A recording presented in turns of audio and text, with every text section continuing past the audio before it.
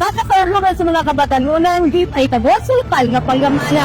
Sa mga local youth actions for the SDGs and beyond, giselebrar ang matagtuig nga kalingawan sa mga kabatanunan. Bago ang formal nga pag-abri sa kalihukan, gipahitabo ang food parade kauban ang nakalain-laing youth organizations sa syudad, mga empleyado sa LGU Panabo ug uban pa.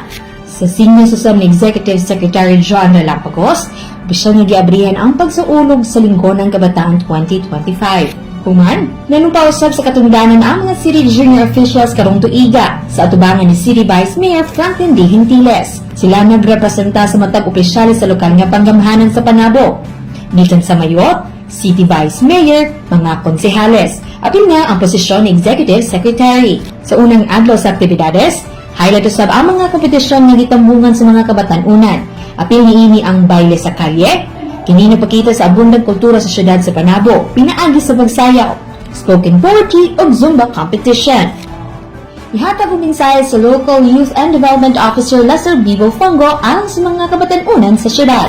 Mayong adlaw, Panabawan, guyok kita sa selebrasyon sa tuang Linggo ng Kabataan 2025, 2 August 18 hangtod 22. Isa ka simana nga selebrasyon alang sa kabatanunan Panabawan para guyog kita, mga kabatanunan Panabawan. Kauban sa Congress si Marcos Macolana, Tina Acevedo, nga gikan sa City Information Outlet Broadcast Services, alas sa News Panabo. Importante, inform.